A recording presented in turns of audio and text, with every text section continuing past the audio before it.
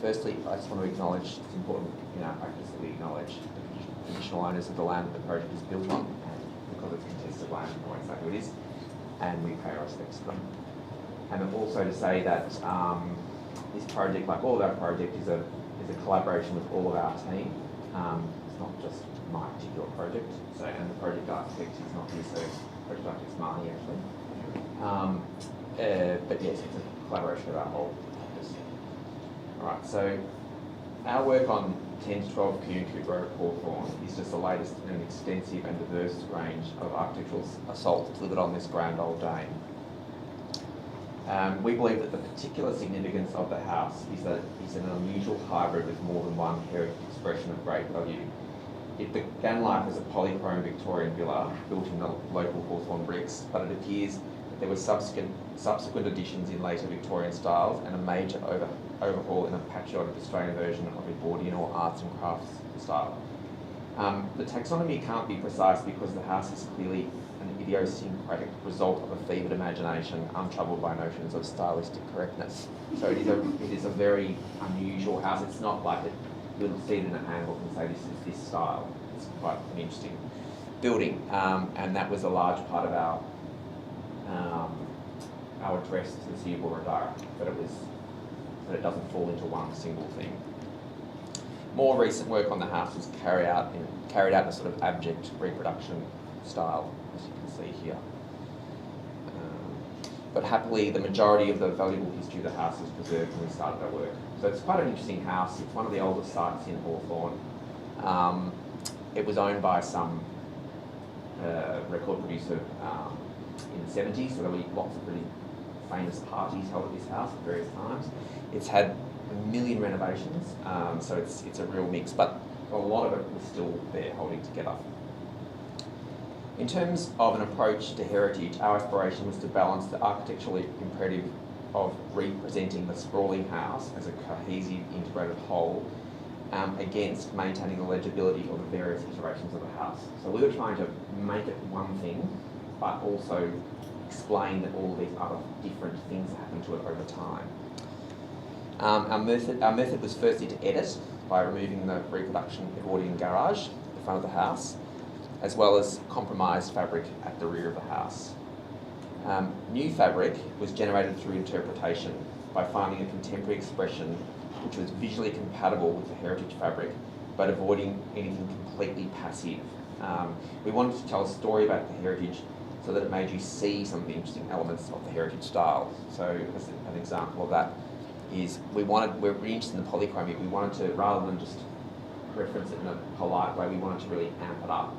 We feel like it sits quite nicely with it, but it's actually telling the story about the polychrome. The most prominent element we designed from a heritage streetscape perspective was the gym/studio, which is also, I'm going to forgive the grotesqueries of giant luxury houses in Hawthorn. This is the entry, like a back cave, to a underground 6-car garage via a lift. So we're trying to sort of basically conceal all of that sort of lifestyle trophy going on.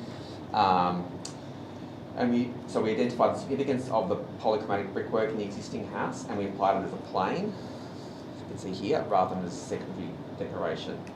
The entry to the car lift is clad in quilted copper panel, which reduces the material to an abstract surface, referencing the patterns on the slate roof in a material closely associated with heritage fabric, which is the copper. And the effect is to de-emphasise what is essentially a garage door and instead present a composition of samples of heritage fabric, if you like.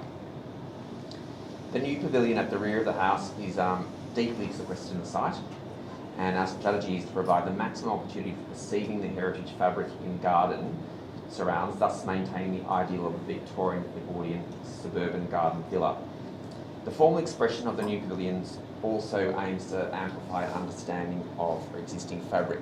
The original monumental monitor roof in the kitchen, and there are other monitors in other parts of the house, this was all potentially previously a billiard room, has been appropriated and multiplied into 4 monitors in the subsequent living room, juxtaposing, making a commentary on the original. The individual rooms are clad in slate, and simplified and formed emphasise the abstraction of this original gesture.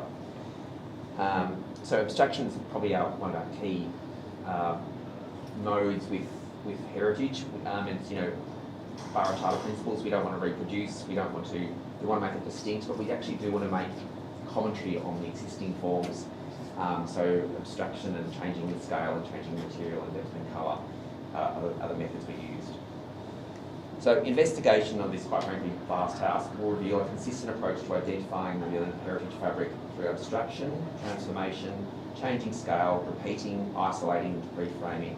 And this is evident from the large formal elements identified here down to window fenestration and joinery detailing.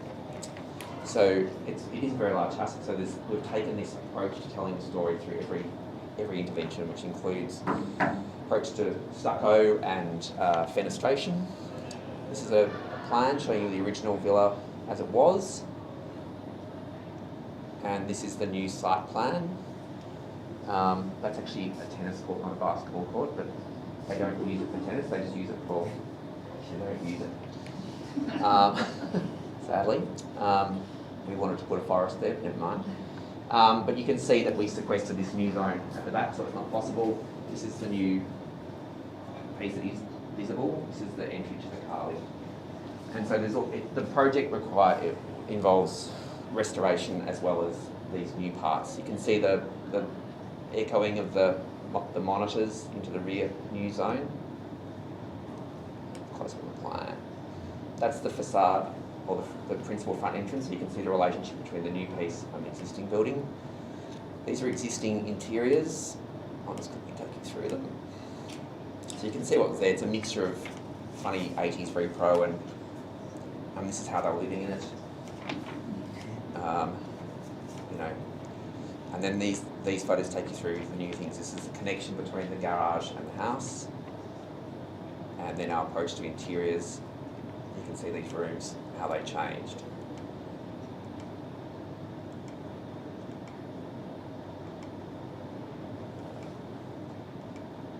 So once again, for heritage fabrics all maintained, but then we are using all of these heritage cues to try and reflect and amplify them.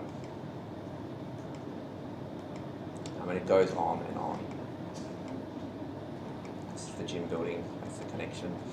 So it is a contemporary building, it should feel contemporary, but it actually does elevate the original expression of the building. That's my presentation.